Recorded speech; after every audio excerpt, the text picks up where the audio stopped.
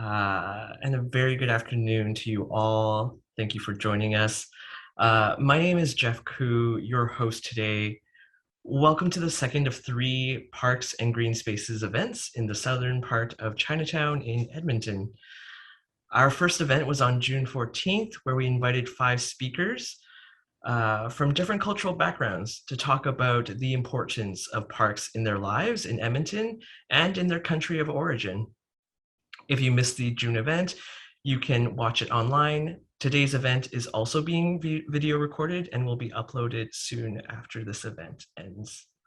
All 3 events are organized by the Chinese Benevolent Association with the support of the Chinese Graduate Association of Alberta and funded by the TD Park People Grant.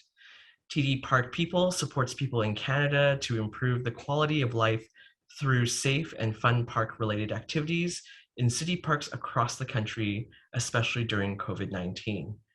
Thanks to TD Park People, we are able to introduce some wonderful parks and green spaces in and near Edmonton's Chinatown location.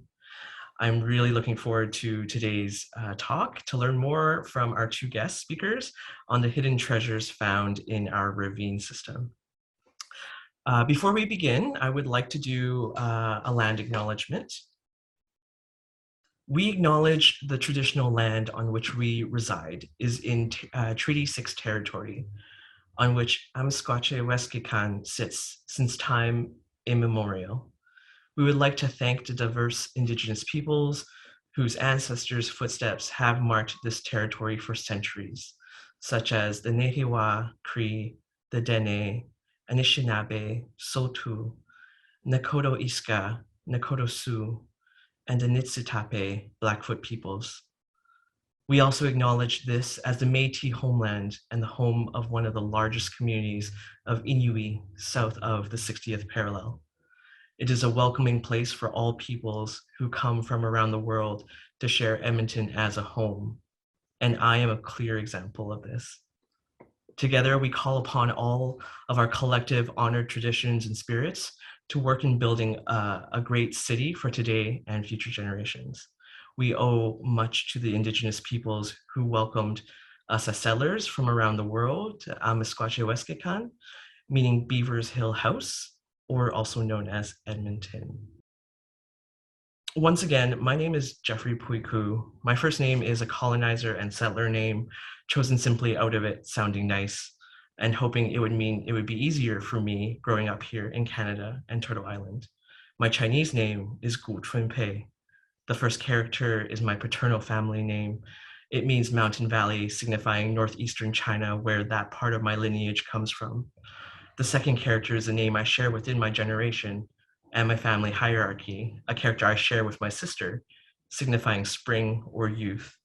And the last character is unique to myself, meaning torrential or heavy rain. My parents also use this unique character and its Cantonese phonetic pronunciation as my middle name, subtly reflecting a short history of my family's journey here.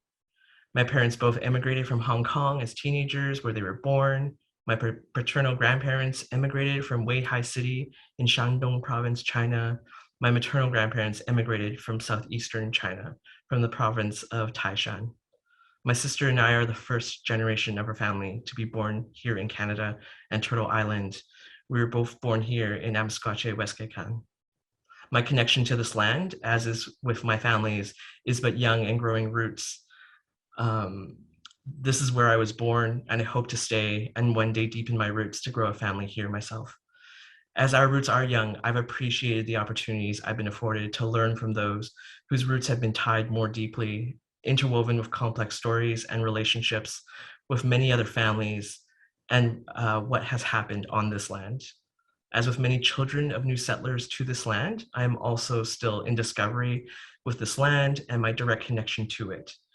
As time goes on and the more people I've come across, I learn more about our ravines and river valleys, the mountains to our west, the forests to the north in Treaty 8 territory, and the plains and foothills to the south in the Treaty 7 territory. To learn to live in them, to interact with other creatures, the sky, water, and earth, I recognize that I've had more opportunities to do so compared to my parents and elders, as they were focused on survival, and I get to focus on living and appreciating. I have so much more to learn, and as I learn more, it becomes so much more clear that I know very little and have much more to learn. I am focused on listening and supporting where I can and have influence.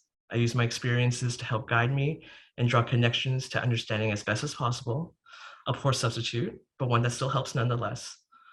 I seek to put into practice the calls to action from the numerous learnings of past and recent atrocities that we are facing.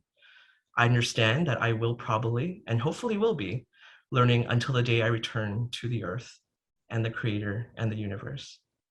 So thank you very much. Very much appreciate everyone coming here and gathering with us today to talk about land. And it's important to us and to people of different backgrounds. This afternoon, I have with me two speakers who will teach us about plants and berries found in urban ravines and how they harvest and use them. Today's program starts with a short history and tour of the Edmonton's ravine system. Following that, I will introduce our speakers to share their ravine stories, and then it will be an open dialogue with some questions from the audience. So please, if you would like, you can ask your questions using our chat function or raise your hand to ask your question yourself later on. We'll start off with a quick high-level presentation of our historical river valley system. Awesome, thank you very much. So this is a presentation on the history tour of our river valley and ravine system. The city of Edmonton has one of the largest urban park systems has the largest park system in Canada and one of the largest in North America, with more than 160 kilometers of maintained pathways and 20 major parks connected to it. One of these sections of ravine is along Grierson Hill Road. It's located near the city's downtown and is banked on both sides of the Shaw Conference Center, or the Edmonton Conference Center. This is where you can find goji berry bushes intertwined with native species of trees, shrubs, wildflowers, and other vegetation. They grow relatively undisturbed by human activity, except for some discerning motorists driving past or walkers exploring that area. How the parkland system was developed requires going back quite far into our past. Indigenous peoples were on this land called Beaver Hill House, or Amisquache Waskakan, for more than 8,000 years before settlers arrived. The first settlement was in this area was Fort Edmonton, established between 1795 to 1915. It was also known as Edmonton House and was a Hudson's Bay Company fur trading post. And during Fort Edmonton's time, as more settlers arrived, the river valley along the North Saskatchewan River became quite busy with industrial types of human activity, including coal mining, lumber yards, brick factories, market gardens, and even garbage dumps. So here are some photos that we have of some of the numerous activities that we've had along the river system. Thankfully, we've learned since then how to more properly be stewards to take care of our ravine and river valley system. The town of Edmonton was incorporated in 1892, and in 1904, Edmonton became a city. And in 1906, it was declared the capital city for the new province of Alberta. And in 1907, the city contracted Frederick Todd for his advice on park system for the city. Todd was Canada's first landscape architect and was involved with New York's Central Park and Montreal's Mont Royal Park. Under his advisement, the city began acquiring river valley and ravine lands on both sides of the North Saskatchewan River between 1907 to 1931. This includes areas in like the Mill Creek, McKinnon, Kennard, and the White Mud Creek systems. and more lands were purchased between 1940s and the 1970s. After the city purchased the river valley and ravine lands, it started restricting and removing a lot of the industries from these lands in order to preserve the natural beauty and transforming it back into green spaces and open spaces for everyone. So here in this example, we see in 1938, the city closed a public health hazard of the Grierson landfill or dump on the north bank of the river valley, just roughly east of where the Hotel McDonald and now where the Shaw Conference Center, the Edmonton Conference Center, and Louis McKinley Park are on today. And in 1985, the city passed a river valley bylaw to legally protect the North Saskatchewan River Valley and its ravine system. This bylaw has been amended and augmented throughout the years with more policies to hopefully protect these lands for the enjoyment of all residents of Edmonton.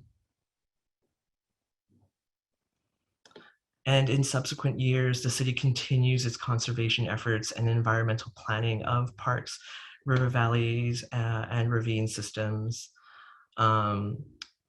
Objective 3.7 in the city's environmental master plan, the Way We Green back in 2011, states that the city protects, preserves, and enhances the North Saskatchewan River Valley and ravine system as Edmonton's greatest and natural asset. And we have some images from our two guests of the ravine north of Grierson Hill Road, provided by Fei Guan and Sarah DeLano.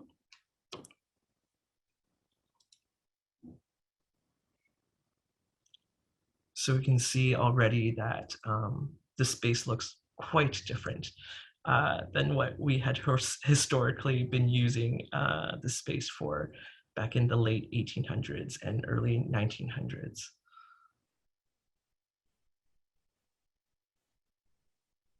Almost unrecognizable, which is a good thing, I think.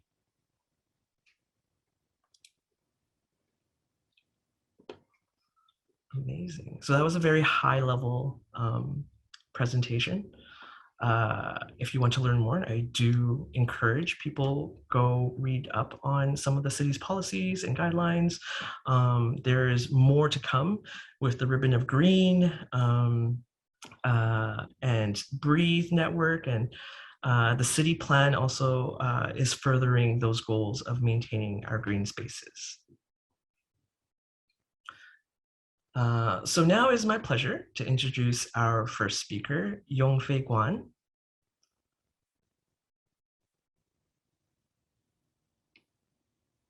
Yong Fei Guan is a Chinese-Canadian artist with a degree in fine arts from the Emily Carr University of Art and Design. She was also a former educator in Guangdong, China. Guan explores multicultural identity, politics, and the relationship to environmental issues in her work. She has been involved in public and community art projects since 2014. Her recent artwork, Xu Jiao Shi, is currently exhibiting at the Art Gallery of Alberta until August 8th, 2021. So get out there soon before the exhibit closes. For more details about her art practice, please visit www.yongfeiguan.com. That's www.yongfeiguan.com.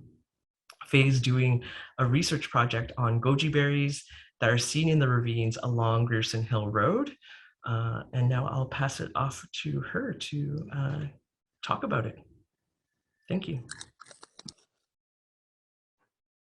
Hi, everyone.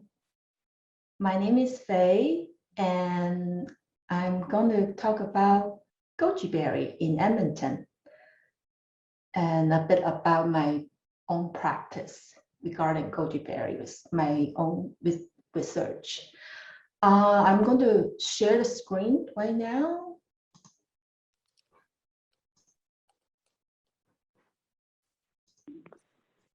Can everyone see the screen?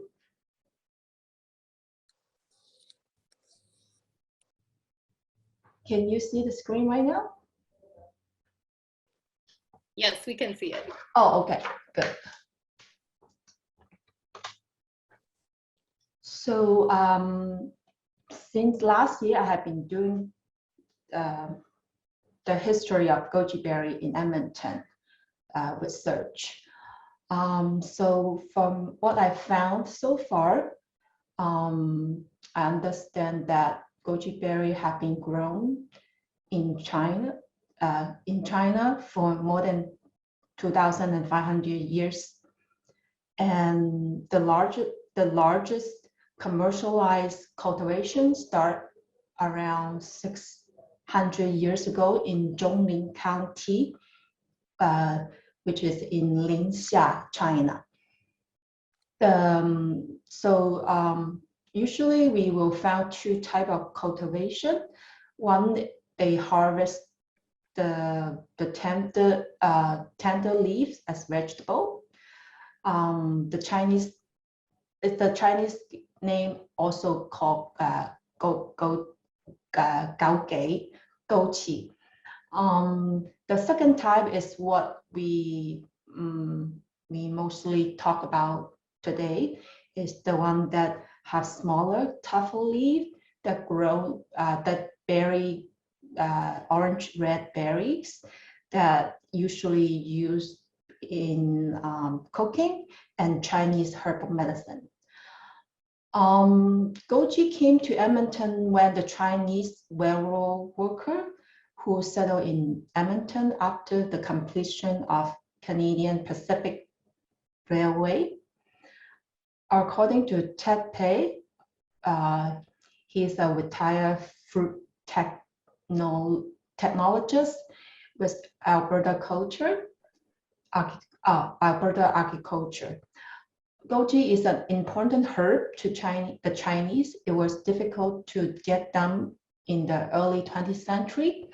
So they planted them between Jasper Avenue to North Saskatchewan River, where the Straw Conference Center is, which is, I think they rename it called Convention Center.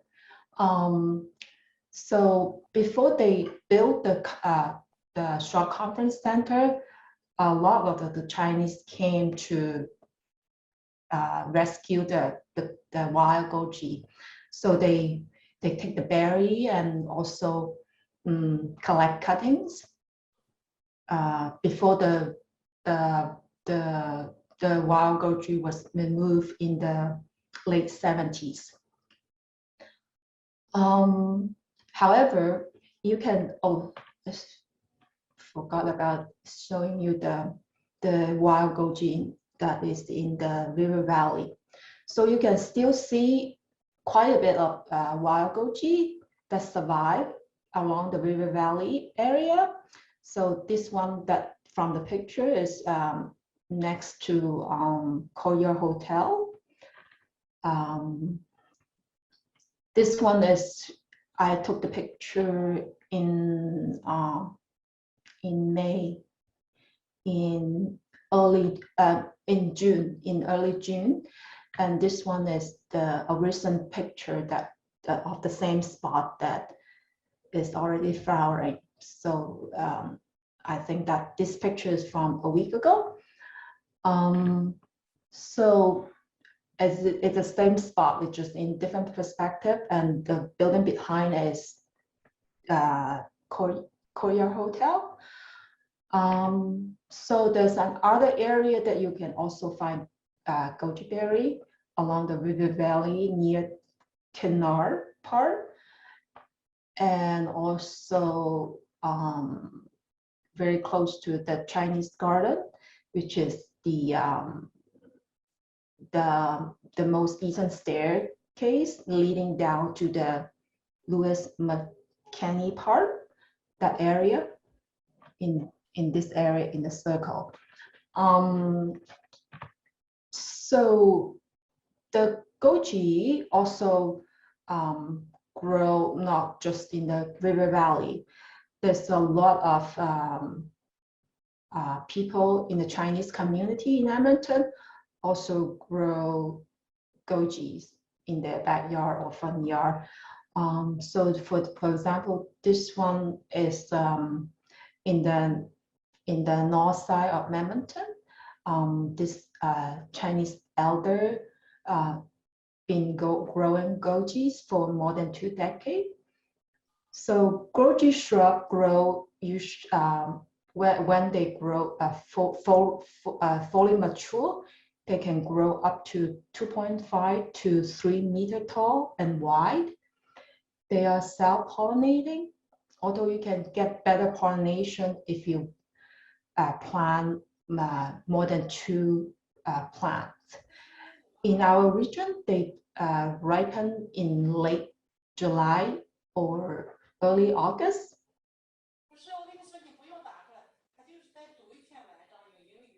And so this is this picture is also from one of my neighbor's backyard. So he had been growing goji for 16 years, and this is a picture that he took in August in his backyard. So goji is not commercially available until 2011, when it gained the title of superfood in Northern America. But they have been used traditionally in Chinese medicine for hundreds of years to enhance immune system function, improve eyesight, protect the liver, and improve circulation. Some Chinese that I know in Edmonton use goji to make soup, salad, or tea. Actually, I'm also drinking goji tea right now after I interview a Chinese elder that he had been drinking tea to help him to maintain good health. So lately I have been trying to drink tea. I find that really comforting and also give me energy as well. So today's many home gardeners in the city, also particularly in the Chinese community, also will have a plant or two of goji berry for just home consumption. The picture that you see in here is when we go visit this Chinese grandma that she have really old goji berry. We believe she told us that she planted in 1976, so it's almost 50 years old. So it seems goji can survive here really well, and also produce really a lot of fruit with full sun. They love lots of sun. I think that's one of the reasons they can grow so well in the wild along the river valley. I can share one link in the chat if you guys want to know more about goji berry in Edmonton and its history and how to consume it and plant it.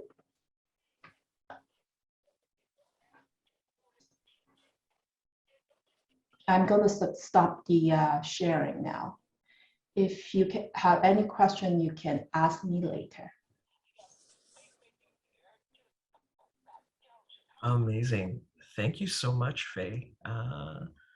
Even with the short amount of time that you started researching, there's so much information that you provided us about goji berries and the history of how it arrived and how it's thrived and survived. Very cool. Very much appreciated.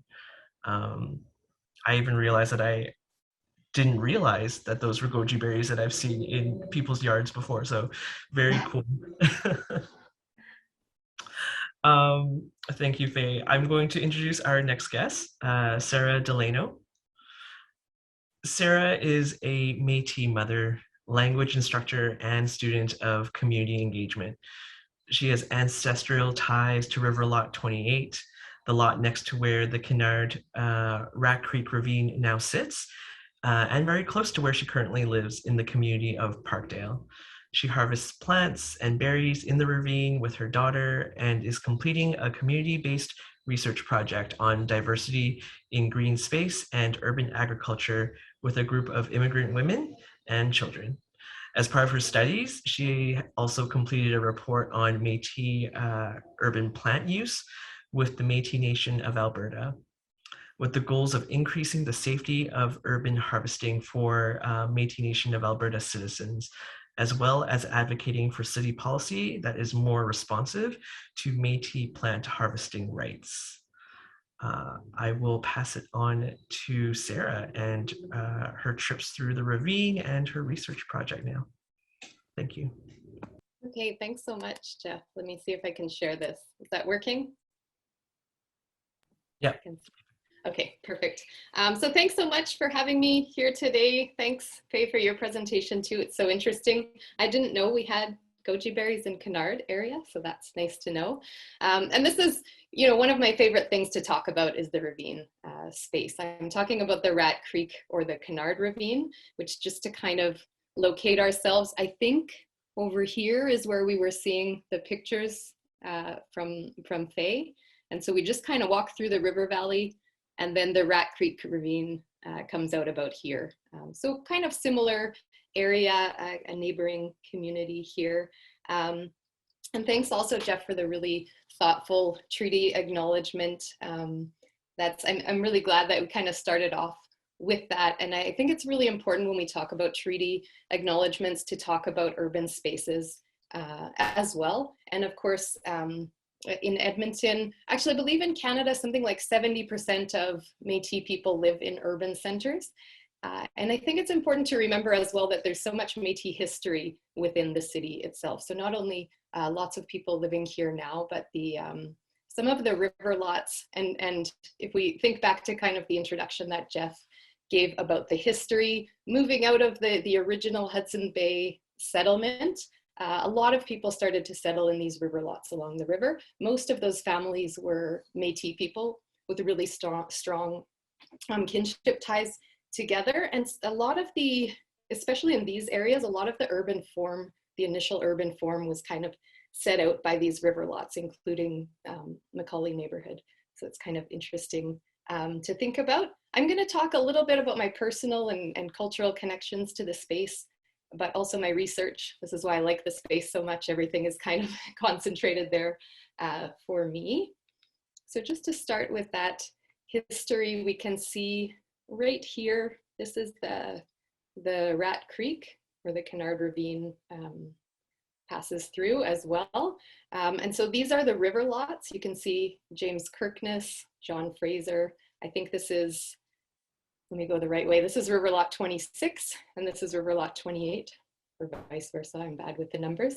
But the Fraser River Lot was owned by Frasers who were ancestors of mine. And these two families had strong kinship ties, and probably their kids picked berries together in this ravine space where I pick berries now. So it's a really kind of a meaningful space for me.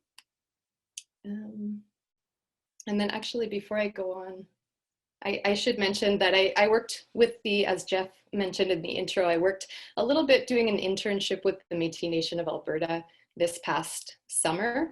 And we were doing some research on Métis uses of plants and berries in the ravine. And I think it's kind of important to look into these different uses that different cultural groups make of the river valley, because of course, some of those plant harvesting techniques are technically, we have bylaws against them. So we've been trying to raise some awareness about what different people do within these spaces and why, and how we can kind of tie that in together with stewardship, but still be open to different uses of river valley space.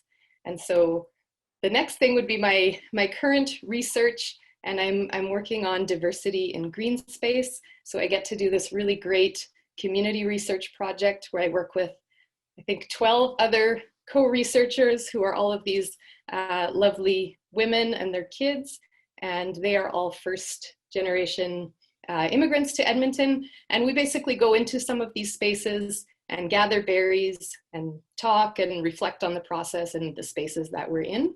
So here you can see these are elderberries that we're picking. And you might notice right in the corner here, there's some art.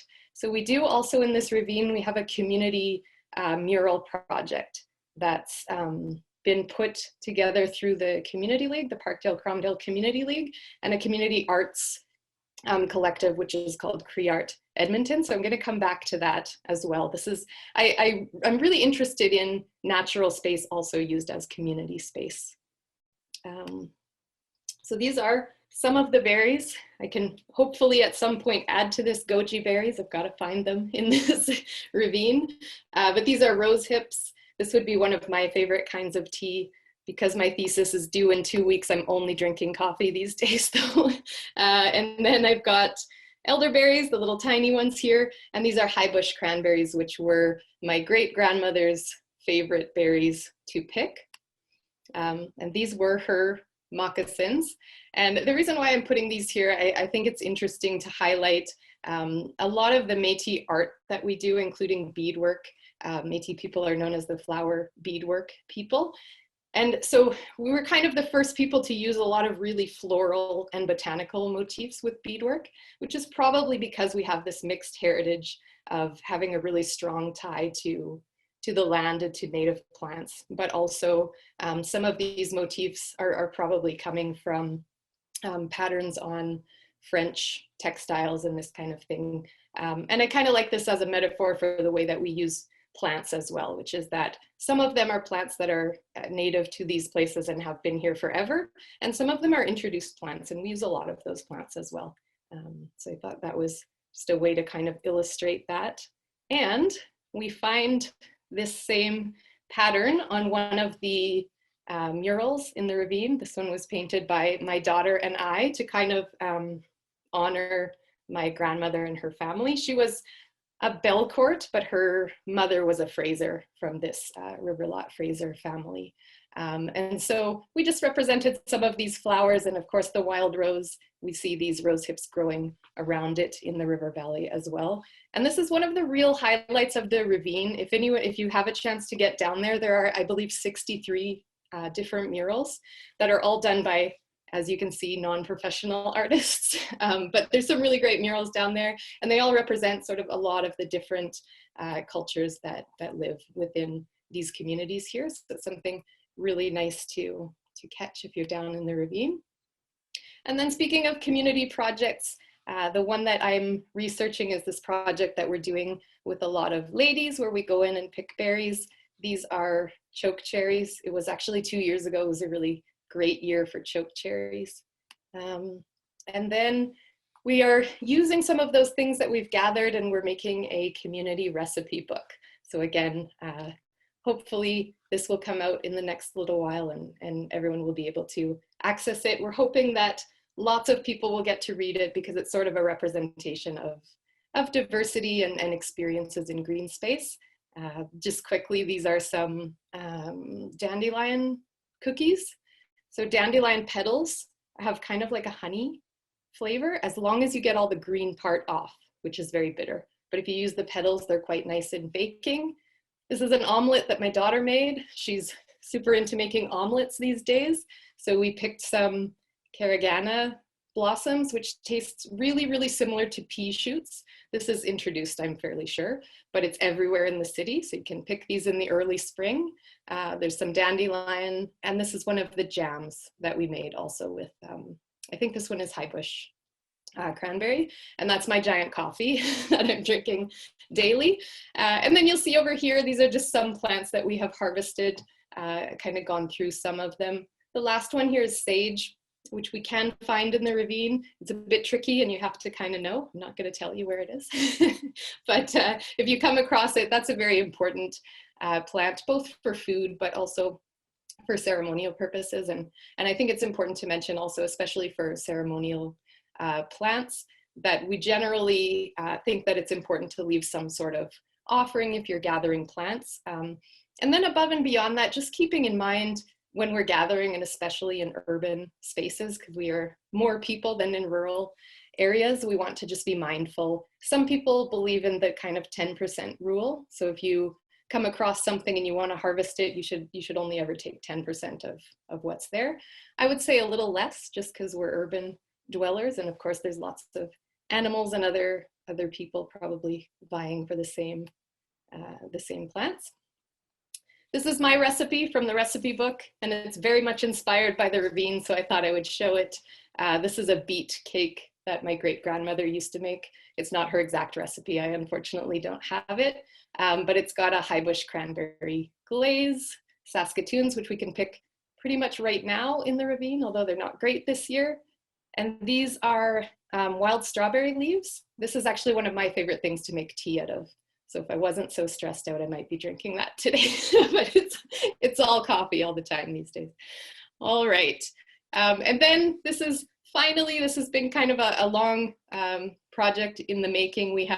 This is the very beginning of our recipe book that we've made as a group. I'm hoping this will come out very soon. And just to kind of tie it all back, we will have a goji berry soup recipe in this book, thanks to Lan. So I really like to see all of those different connections that we have across ravines here. And that's it. So thanks so much. I know it was a lot of information there, but I'm super excited about this topic in particular. So thanks so much.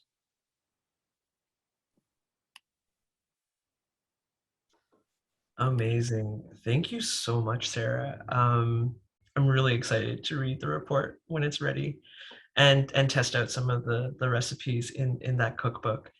I may not be as successful, but I will definitely try for sure. All right.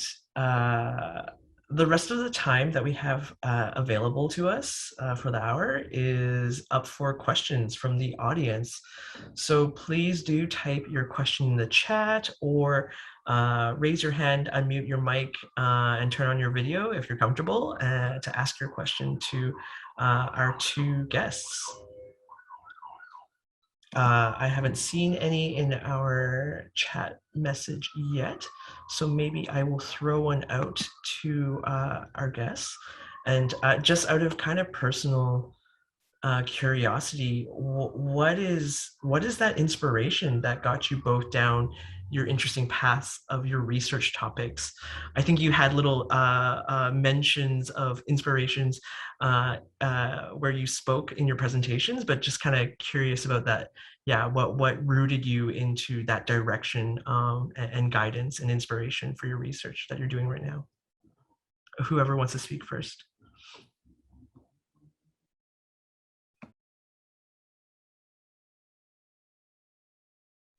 I'll start. Thanks, Faye. Yeah, I got really involved. I just kind of ended up in the ravine when I first moved to Edmonton, because I do have family connections to Edmonton, but I grew up rurally, like close-ish to Edmonton, but not here. And so when I moved to Edmonton, I immediately kind of ended up in the ravine. I moved into this neighborhood of Parkdale because it was, close to the train and affordable. And then I just ended up kind of falling in love with it. I love all of the kind of neighboring communities and the vibrancy that's here. And so I ended up here, and then I would always just kind of, find my way into the river valley, because I'm not really used to urban spaces. I suppose I am now. I've been here for quite a few years, but yeah, so I just ended up being in the ravine a lot. And I ended up, I think I didn't mention actually that the research project I'm doing also with Multicultural Family Resource Society. So I teach an English class there, and we go into the ravine just to you know, just to spend some time. And I'm a berry picker, so we ended up picking berries. And a lot of my students are just really great, you know, chefs. They're just super culinarily inclined. And I'm a terrible cook too, Jeff. You mentioned your recipes may not turn out that well. I've definitely been learning a bit more about cooking through this process, because I've never been a cook, but it was just sort of a, you know, something where it was a nice combination of people that came together. And we decided as a group, you know, everyone was into recipes and I was kind of more into the space, and it became a really nice collaboration that way.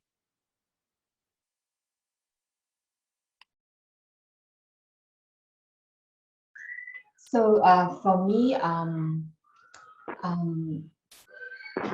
I never really experienced goji berry in a fresh form until just like when I moved to Edmonton, and one of my Chinese friends give me some goji berry that is fresh, and so I was really excited about it.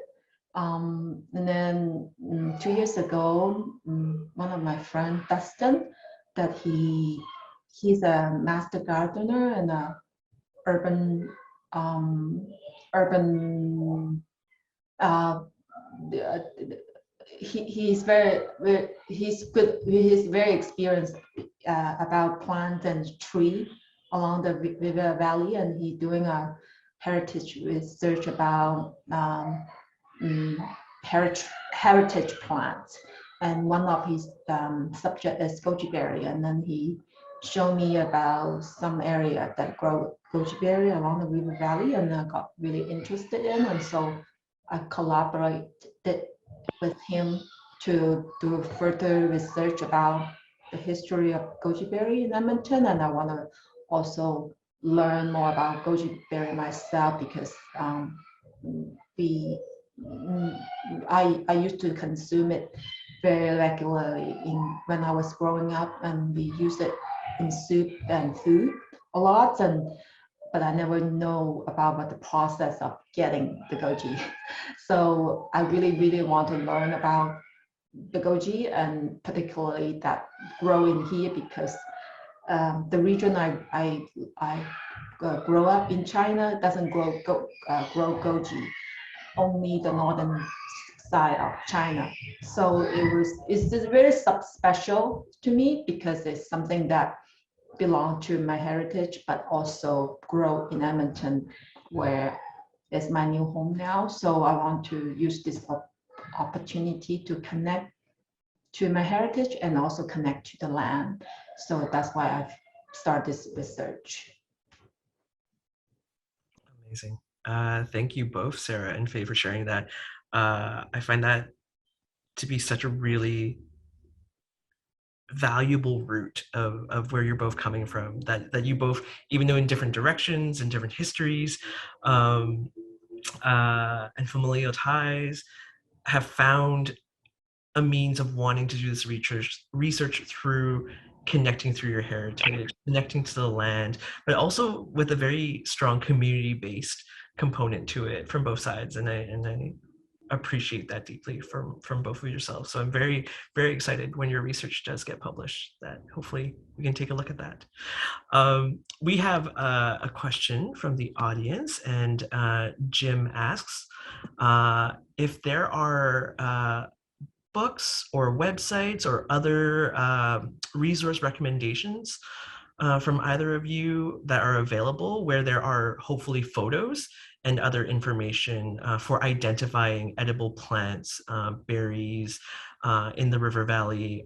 He's very interested in roots as well, edible roots, as well as flowers and the berries. So it would be very helpful to have as a guide for those who aren't too familiar with the plants just yet, but would like to start getting into that and to safely do so.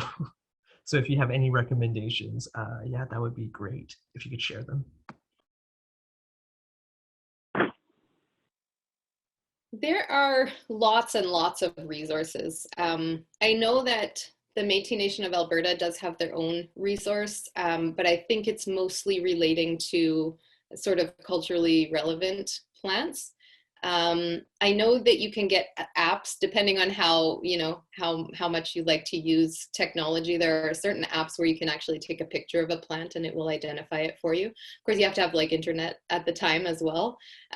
There's one book, and I wish I could remember it right now, that we use often just when I was doing field work.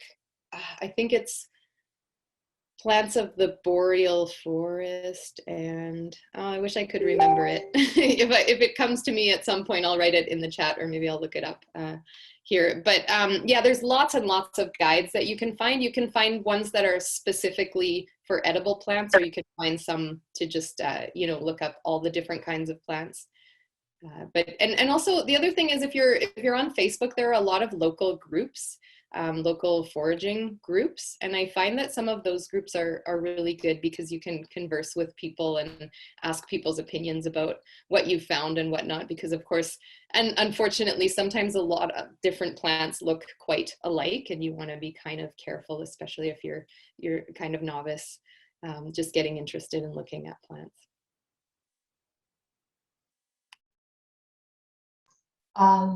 For the goji, the wild goji that grow particularly along the river valley, I am planning to gather all the data and research, and eventually will make a small booklet about the history of goji berry in Edmonton, and hopefully will print it or somehow publish it and distribute it locally.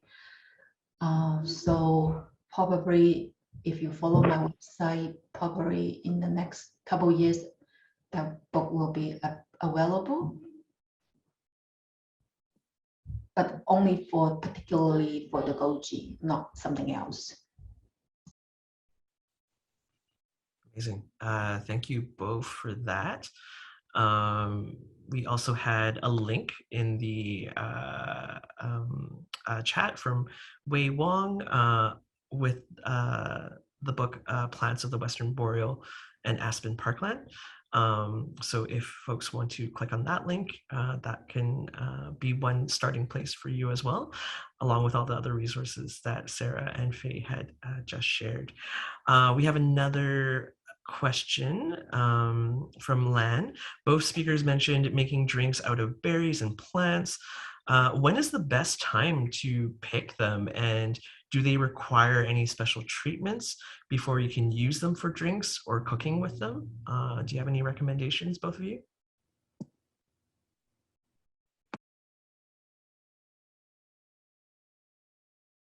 Okay, I go first then.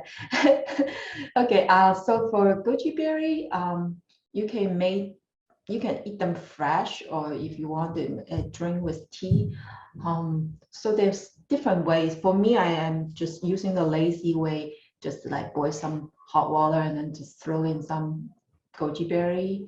I don't have the fresh one right now because it's not harvest time yet. The harvest time is usually in early August. Right now it started slowly have mature berries, but it's not like a lot. And if you don't pick them fast enough, the bird will eat them first.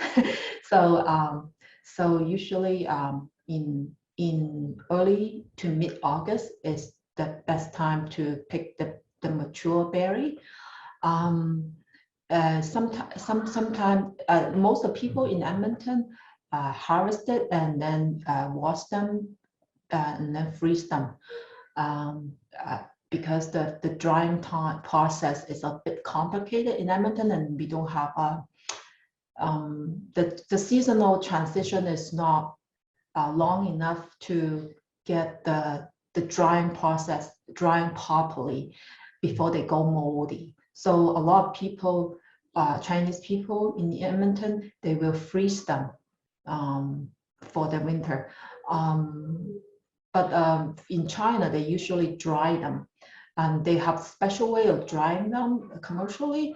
The home drying technique, I haven't refined it yet. I'm hoping that this year I can learn how to dry it properly. without getting moldy, because some of the people that I interviewed, they find it very easy to get moldy if you don't dry it properly. And the picking process is also have to be careful. You have to make the skin, preserve the skin, otherwise, if the skin is broken, the drying will be become a problem. So that part I haven't perfected yet. So I can't share that part yet. But usually, the dry berry, from my research, is sweeter than the fresh berry. The fresh berry is very juicy and a bit of tart, sweet and tart. And the dry berries are close to cranberry, dry cranberry, and also much sweeter. It's kind of like a raisin, like close to raisin. Also from my research, the dry berries are 3 times more nutritious than the fresh berry, for whatever reason, probably some chemical reaction. So the medical function and also the nutritional values will almost enhance 3 times, according to some database research. So which is very interesting to learn how to dry them, because it will be much more sufficient to eat the dry berries, according to scientific research. That's how people that I know that use for making tea is just boil some water or tea, and then you put the berries into it, and then you drink the tea and eat the berry too.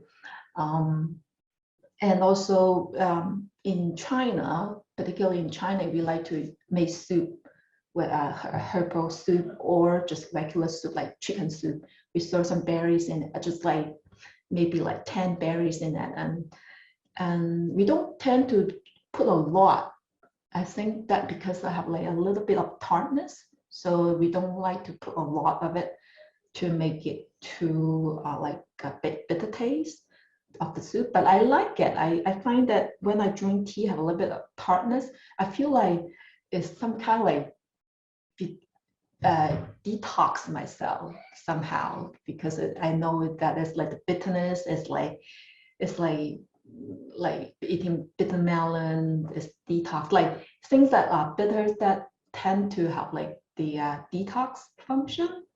So, and I like it. And also scientifically speaking, goji berry have a rich antioxidant property. So so a lot of people, that's why they gained the title of superfood.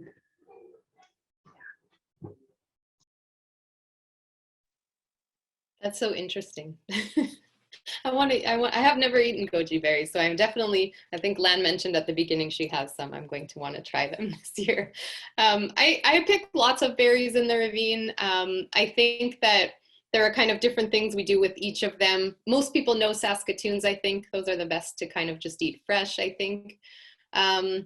We pick a lot of choke cherries. I really like to eat choke cherries fresh as well. A lot of people, though, find it does kind of create a drying sensation in your mouth. So sometimes if you're not used to eating that berry, it's like a weird kind of sensation for you. I love the taste, though. But so some people will juice those berries because they have quite a large pit in them. It's like a cherry.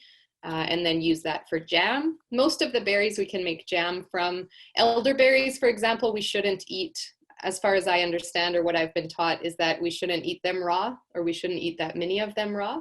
So elderberries should be, processed in cooking, and usually canned as jam, but really delicious and really plentiful in the river valley. And you can get the flowers as well. The rose hips, there's this funny story that people tell about rose hips because they do have some kind of fibers inside them. So you have a little bit of an issue if you eat the full berry and then you visit the bathroom after. It can be itchy. So with rose hips, if you want to eat them fresh, which I always did as a child, you just eat around, almost like it's a core in an apple. And you just eat kind of like just the skin around the berry, or you can dry them. We often dry rose hips, and we would just wash them well, lay them out on some, like a cloth until they're kind of dry. And then we put it in a paper bag in a cool, dry place. And they tend to, because it's a harder type berry, they tend to dry out quite well. And probably my favorite berry to kind of, in terms of harvesting it, is the high bush cranberry, because probably similar to what you were saying, Faye, there's some kind of chemical reaction when it freezes and it becomes much sweeter. And so I love this berry because usually after the first snowfall in Edmonton, when we're all starting to feel a little bit like, oh no, here we go again with the winter, we can pick this berry fresh. And there's something really wonderful about, there's no leaves left on the trees, and we just see these very bright red berries, and we can pick them even in the winter, and fresh fruit in the winter is such a luxury here in Edmonton. So that's probably my favorite trick about berries. And also the high bush cranberries, if you harvest them before the frost, you will smell them. Some people say they smell a little bit like feet, but they're very delicious berries. They do have a similarity to a cranberry, but some people, actually a lot of the ladies that are in the project with me, likened them to tamarind, the taste of the berry. So kind of interesting. Amazing. Thank you both for the tips on what to do. Knowing myself, I would have made a few mistakes, and like you said, Sarah would have had to go to the washroom. One last quick question from Wei. He's asking to Faye specifically if you can tell us really quickly about your Goji adoption project. I'm developing this adoption program this year for I'm personally cultivating a few hundred goji berry plants from cuttings and seeding. This year mostly from seedling. Last year was mostly from cuttings. So I'm sending out those to communities who are interested in having a couple of goji berry in their backyard, and by the end of 2 years, they will return one plant back to me for further public art and community art research. I'm hoping that I can grow some goji berries in a public space as like a kind of like a community art project / public art project that's just for public consume.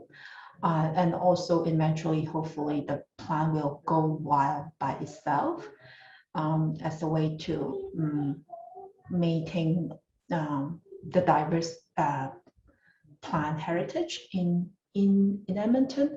I do find that the goji berry in the River Valley sometimes is a bit neglected because there's quite a bit of garbage there, and hoping that use this opportunity to for the locals to like pay attention to those wild plants that are actually really valuable for us. Yeah, so if anyone that interested in this project, and you can email me. I can type my email in this chat box, and I can send them a couple of plants to try it out in their backyard. Amazing. That sounds like a very cool project. Thank you for sharing that, Faye, and sharing your contact information as well. It is 3 o'clock, so I want to say a very warm thank you and deep appreciation to you both, Sarah and Faye, for sharing your research and experiences within our ravine system. You've taught us so much in such a short amount of time. I think a great deep appreciation, hopefully, at least for myself and hopefully to the audience as well, of the value of our ravine system and what we can learn, not just as individuals, but as a community about what we can find and gather in our ravines. I also want to invite our guests and our participants to participate in some fun activities by taking selfies in our ravines near where you live, and maybe some pictures with plants and berries that you find in there as well. And tell us about the photos and what you found and what you like about the plants and berries. And you can hashtag them on different social media channels, hashtagging Park People YEG. So that's PARKPOPLEYEG. Or you can also comment to some posts on the Chinese Graduate Association of Alberta Facebook page as well. So thank you so much. Please join us for our last TD Park People Talk, scheduled for August 1st. It will feature the Edmonton Chinese Garden located in Louise McKinley Park in the River Valley, and about stewardship of that park space. So hope to see you all again on October 1st. Take care, enjoy the rest of your summers, and thank you all for your time and sharing your experiences.